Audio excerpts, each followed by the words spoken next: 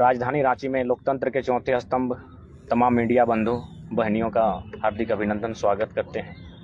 जैसा कि पिछले 1.5 साल से कंटिन्यू आंदोलन हो रहा है, इस आंदोलन के दरमियान तमाम मुद्दों को लेकर हम लोग आंदोलनरत हैं। कुछ सफलताएं, कुछ असफलताओं के बीच मिला जुला असर रहा और फिलहाल जो बीते दिन पूर्व 3 दिवसीय महाआंदोलन हुआ जिसमें 60-40 नियोजन नीति को लेकर, और चूंकि लोकतंत्र के चौथे स्तंभ के माध्यम से राज्यवासियों को 60-40 की जो नियोजन नीति है उसके बारे में थोड़ा सा तार्किक बातों को रखना जरूरी है।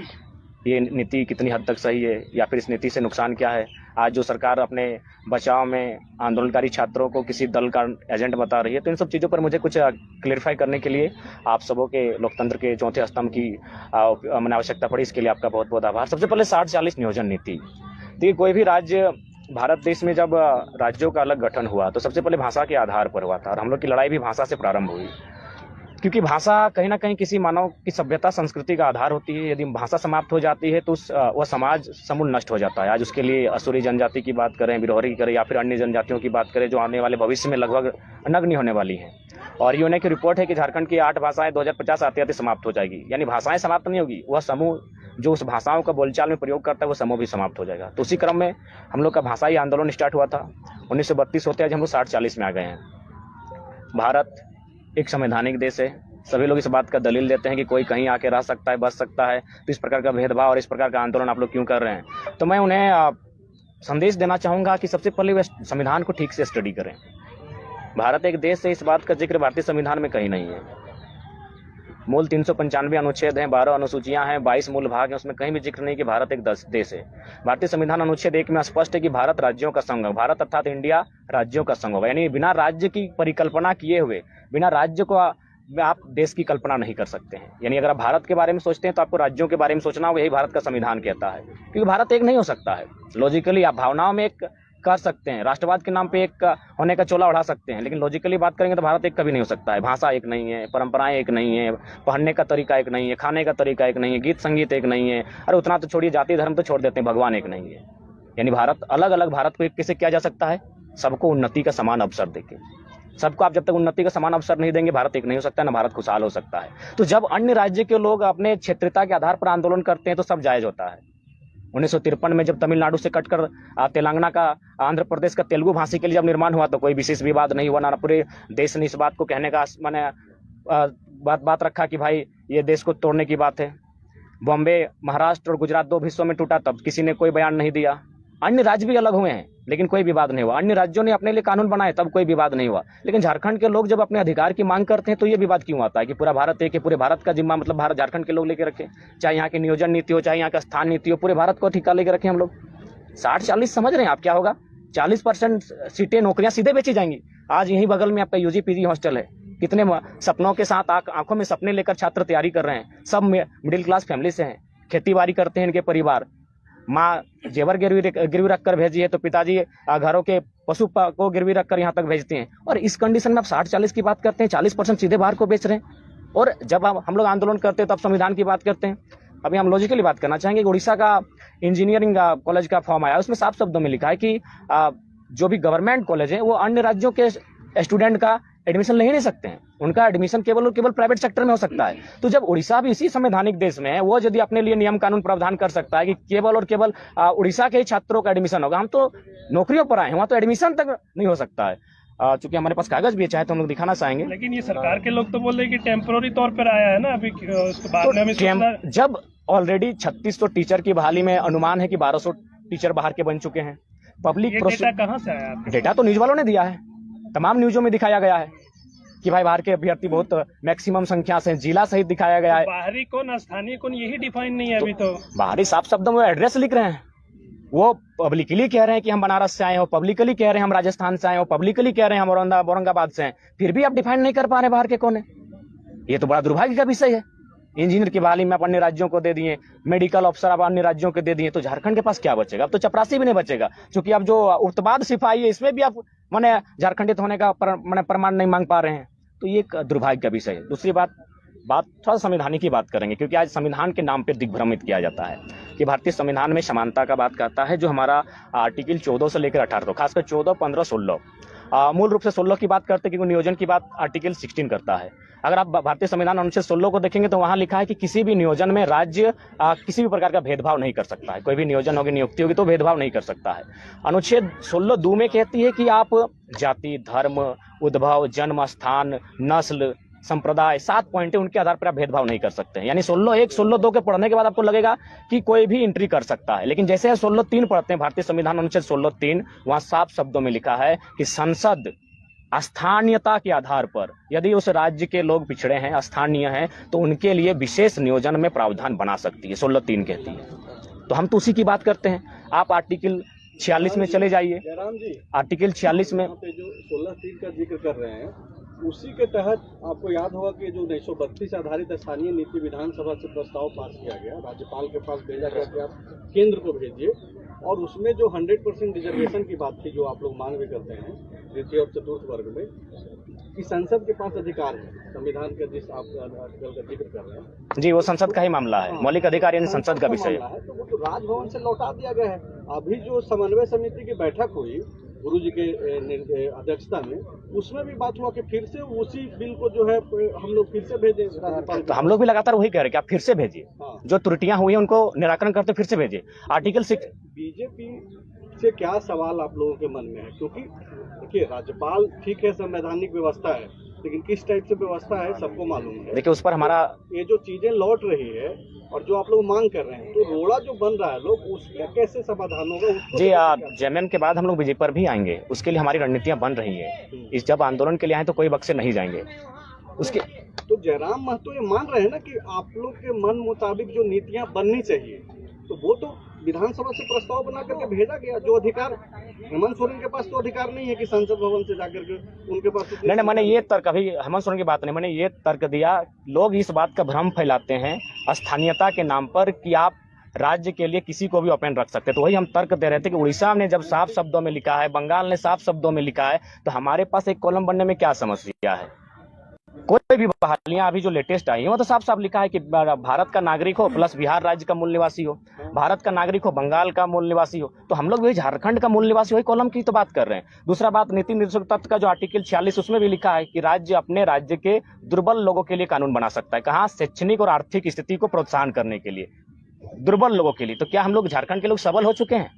ये अब राज्य का मसला है। नीति निर्देशक तत्व आर्टिकल 46 में लिखा है कि दुर्बल लोगों के प्रोत्साहन के लिए, आर्थिक और शैक्षणिक प्रोत्साहन के लिए आप नीति नियम बना सकते हैं। तो क्या हम लोग सबल हो चुके हैं? हम कितने सबल हुए? हम तो जमीनें बेचकर अपना गुजर बसर कर रहे हैं, तो हम तो सबल नहीं हुए हैं। लेकिन जो चीजें आप बोल रहे हैं वही चीजें तो सरकार में शामिल लोग भी कर रहे हैं, जो अभी जिसका जिक्र संजय भैया कर रहे थे। तो उन्होंने बोला कि फिर से भेजेंगे इसको राज्यपाल के पास, तो बिल्कुल भेजे। तो फिर आंदोलन किस बात को लेकर? आंदोलन इस बात का कि आंदोलन के कारण ही 1932 चर्चा में आया विधानसभा में। अगर क्या चाहते हैं आप लोग, वैकेंसी निकले या फिर नहीं निकले? देखिए, हम लोग चाहते हैं कि कम से कम आप जो आप कह रहे हैं कि टेम्प्रोरी है, तो टेम्प्रोरी भी किस प्रकार का होगा? टेम्प्रोरी भी है तो ठीक है, तो क्या इसका मतलब टेम्प्रोरी, इसका मतलब सारी बहालियों को बांट देंगे क्या? उसमें आप जो लोकेलिटी का मैंने बैरियर को डिलीट कर चुके हैं, लोकल भाषा के बारे में चर्चा नहीं होगी, मैंने संस्कृति के बारे में चर्चा नहीं होगी, सीधे आप इंग्लिश को लोकल लैंग्वेज बना दीजिए। क्या ये आधार हो सकता है टेम्प्रोरी बहाली में? क्या इसके माध्यम से आप रोक सकते हैं? आप जिला वाइज सर्वे करते हैं, जिला वाइज कौन सी भाषाएं हैं, उसके आधार पर आप GSGK का पेपर सेट करते हैं, ये तो आप कर सकते हैं। ये तो संविधान का हनन नहीं होगा। जिस प्रकार उड़ीसा अपने उड़िया लैंग्वेज को लेकर एक बैरियर बना देती है, आपके पास अब जिला वाइज सर्वे करके, जो इससे पूर्व होती थी यार, अब जो 2-3 भाषाएं, क्योंकि झारखंड में एक भाषाएं पॉसिबल नहीं है, तो इसीलिए मेरा मानना है कि आप जिला वाइज सर्वे करते हुए इस टेम्प्रोरी बहाली को भी लोगों के पहुंच से अन्य राज्यों की, और ये हम नहीं कह रहे हैं, चीफ जस्टिस ऑफ इंडिया पूर्व में M हिदायतुल्लाह ने भी साफ कहा है कि यदि राज्य चाहे तो विकसित राज्यों के अभ्यर्थियों के अतिक्रमण को रोकने के लिए कानून बनाए। टेम्प्रोरी में भी कानून बनता है। आप 40% बेच रहे हैं, बहुत समय लग जाएगा, 4 साल लगभग। कुछ समय क्यों लगेगा? आप जो स्थानीयता का चैप्टर उसको ले आइए ना। जैसे पिछला बार सवाल था पहिला किसे कहते हैं, अब बताइए, अन्य राज्यों के लोग आसानी से नहीं समझेंगे पहिला किसे कहते हैं। आप स्थानीयता चैप्टर को लेकर आइएगा तब ना। आप लोकेलिटी को लेकर आएंगे कि नहीं? आप तो लोकेलिटी को ही डिलीट कर दिए हैं। स्थानीयता के अलावा आप किसी प्रकार से फिलहाल आप इसे टेम्पोररी भी रखते हैं तो नहीं बचा सकते हैं। जब तक अस्थायी नियम नहीं बनता है तब तक आप कुछ ऐसा दिमाग तो लगा सकते हैं जो आप रोक सकते हैं। आप लोग 32 का जिक्र करते हैं, बहुत कोल्हान में 32 का किसी के पास हथियार नहीं है तो अंतिम बाहरी हो सर्वे गए। सेटलमेंट के बाद चल रहा है, सुरसिंह बेसरा का कहना है। हाँ, तो वो बाहरी हो गए देखिए, आपके हिसाब से वो। नहीं, हमने ये क्या कहा, आपने शुरू से कहा, हमने कभी 1932 को केंद्र बिंदु कहा, चाहे टाइम या सर्वे सेटलमेंट हुआ है। आप जिलों का जो अंतिम सर्वे सेटलमेंट उसको आधार माने 4-5 कॉलम में झारखंड की स्थानीयता परिभाषित होगी, एक कॉलम में पॉसिबल नहीं है। झारखंड विविधताओं का राज्य, इस बात को समझना होगा। हमारी एक भाषा नहीं है। बंगाल की तर्ज पर हमारी एक भाषा थी तो विवाद ही समाप्त हो जाता। उड़ीसा के तर्ज पर हमारी उड़िया भाषा तो विवाद ही नहीं होता। तो झारखंड में थोड़ा टाइम भी लगेगा। तो आप 3 साल लिए, आपका थिंक टैंक क्या काम कर रहा था, वही तो पूछ रहा, आपका जो थिंक टैंक है वो क्या काम कर रहा था। तो आप चाहें तो डॉक्यूमेंट्री दिखा सकते हैं, लेकिन अन्य एक मस्त डॉक्यूमेंट लेके आए हैं। तो शायद जयराम यही मानते हैं कि जिसके पास 1932 का खतियान है वही यहाँ के झारखंडी। देखिए, हम स्पष्ट कहना चाहेंगे कि बहुत लोग इस बात को भी कहते हैं कि बहुत सारे ऐसे लोग हैं जो इस राज्य में अन्य राज्यों से आए हैं, मान के चलिए यूपी बिहार बंगाल से आए हैं, किसी एक राज्य का नाम लेने से ठीक बात नहीं है, मिला के लेते हैं, और वे लोग अपने राज्य से कट चुके हैं। चलिए ठीक है, हम स्वागत करते हैं। मैं एक उदाहरण देना चाहूँगा, VS नायपॉल जो नोबेल विजेता हैं, वो उनका भारत उनके पूर्वजों का स्थान था, वे चले गए त्रिनिदाद। VS नायपॉल ब्राह्मण थे, जब वो त्रिनिदाद चले गए तो वे क्रिश्चियन बन गए, स्वाभाविक है, कल्चर बदला, वो जब यहाँ से वहाँ गए तो, और फाइनल जब क्रिश्चियन और हिंदुत्व का टकराहट हुआ तो वे लास्ट में नास्तिक बन गए। समझ के थोड़ा देखिएगा कि आज अगर देवी ईश्वर पर अगर चलते किसी की आस्था है भारत में तो ब्राह्मण परिवार की होती है, लेकिन ब्राह्मण परिवार के सदस्य वहाँ नास्तिक बन जाते हैं। मेरे इस उदाहरण का कहने का तात्पर्य है, जो लोग इस बात को बार बार रख रहे हैं कि हम लोग अपने गांव अपने समाज छोड़ कर आए, तो सिंपल है, झारखंड की भाषा संस्कृति को अपना लीजिए, जैसा देश वैसा भेष सीख लीजिए, आधा विवाद समाप्त हो जाएगा। मतलब खतियान अनिवार्य नहीं। देखिए, मैन बिंदु खतियान रहेगा अपवाद में, एक्सपेक्टेशन जो उसको हट के यदि कोई ऐसे एक्सेप्ट मन है तो उसको आप आधार मान सकते हैं। उसके लिए आप मोटा मोटी, अभी देखिए ओबीसी का जब गणना हुआ था तो लगभग हमको लगता है 40 साल लगा था। 1952 में सर्वे स्टार्ट हुआ था, 1990 में आरक्षण दिया गया था, तो आज 23 साल झारखंड का हो चुका है। यदि किसी सरकार की नियत में इस प्रकार की सोच होती कि चलिए भाई कुछ लोग ऐसा है, तो सर्वे अभी तक करते तो अभी तक पता भी चल जाता कि कौन लोग ऐसे हैं जो इस भूमि में रहने के बाद अपने भूमि से नाता टूट चुका है। सर्वे में क्लियर हो जाता, एक टीम बनाते हैं। जब 40 साल लगा ओबीसी को गणना करने में, तो 20 साल में आप ये भी गणना कर लेते कि भाई कौन लोग ऐसे हैं, क्योंकि झारखंड बड़े दिल वालों का राज्य है। उसके बाद सरकार सोचती। हमने तो हमेशा ऐसी बातें कही हैं जिससे किसी का नुकसान ना हो, ना कि कोई अराजकता फैले। अरे भाई, दूसरे लोग तो तरह तरह की बातें करते हैं, हम लोग तो हमेशा अभी के लोग ना बाहरी सांसद, बाहरी विधायक, देखिए ये तो कहेंगे, अब चुने हुए प्रतिनिधि को बाहरी आप बता रहे हैं, आप ही के लोग। नहीं, हम लोग में टैलेंट नहीं है, इसका मतलब आप सांसद जो आपके धनबाद के सांसद, उसको बाहरी बताया जाता, उनको चुना किसने, जयराम जी? जी, हम लोगों ने ही चुना है, और उम्मीद करते हैं कि आगे आने वाले दिनों में इस प्रकार की पुनरावृत्ति ना दोहराई जाए। एक हमारे पास लेटर है, बड़ा सुंदर लेटर है, ये 1999 का है, थोड़ा खोज रहे, अगर मिल जाए तो शायद राज्य को भी और एक संदेश बढ़िया मिले, पता नहीं। 1999 का लेटर, हाँ मिल गया। ध्यान दीजिएगा, 1999 में हम बिहार में थे। ये 1999 का लेटर है, बिहार लोक सेवा आयोग पटना, और बिल्कुल सरकारी पत्रांक के साथ है। उस समय बोकारो का जो सेल है, वहाँ एक उड़ीसा के व्यक्ति काम करते थे, गुरुचरण कलुंडिया, रोल नंबर 811914। पिता श्री वीरेंद्रनाथ कलुंडिया, ग्राम रामबेड़ा, डाकघर पांडुपानी, भाया जेरई, जिला मयूरभंज, उड़ीसा। यानी उस समय हम बिहार का पार्ट थे।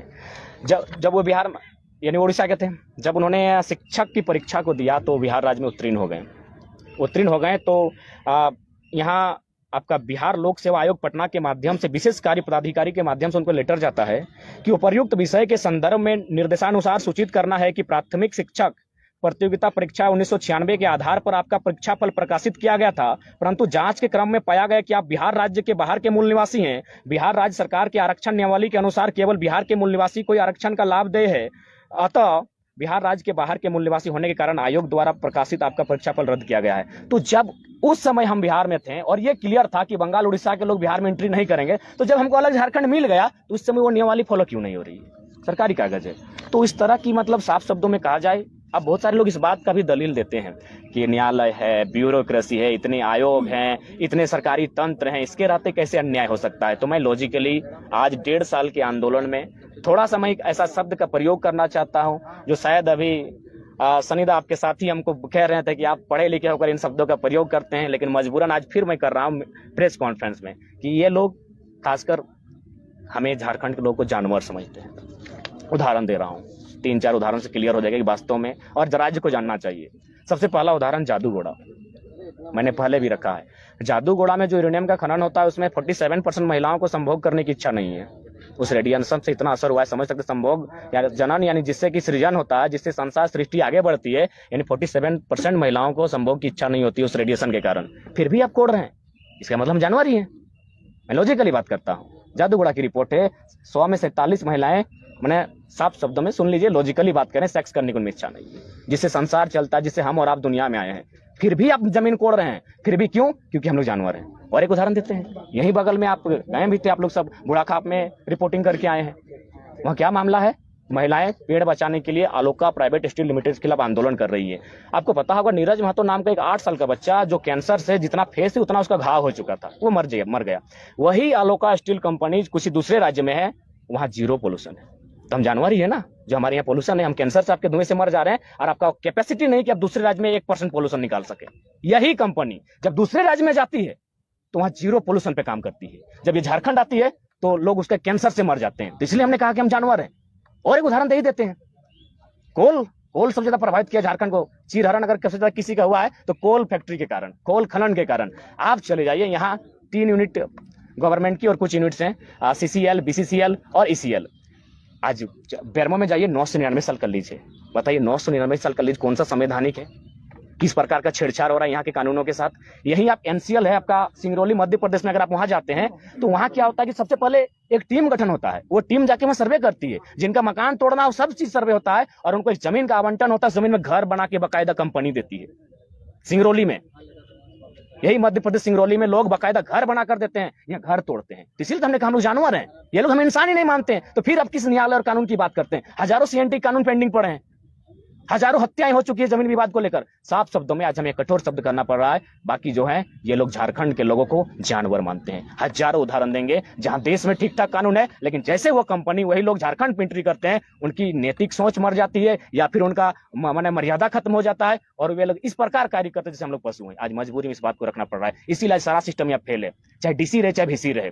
यहाँ सब कोई केवल और केवल इस राज्य को दोहन करने के लिए आए हैं आज, इसलिए आज मजबूरन मुझे इस पीड़ा के साथ इन शब्दों को रखना पड़ रहा है। जयराम महतो क्यों नहीं जाते हैं मुख्यमंत्री से ये बातें करने के लिए? क्या आप समझा नहीं पा रहे हैं, या समझना नहीं चाहते हैं, या आप अपनी राजनीति चमका रहे हैं? देखिए, हम लोग को राजनीति करने का आज भी इंटरेस्ट नहीं।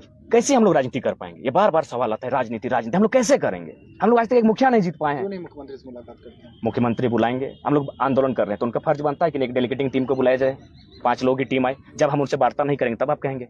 हमारे बड़े भाई के नाते आप भी तो रिक्वेस्ट कर सकते हैं कि आप समय दीजिए, हम आपसे मुलाकात करेंगे, अपनी बातों को रखेंगे। आप क्यों तब तक चाह रहे हैं कि लोग पीड़ित है और वो परेशान हो, बीमार पड़े?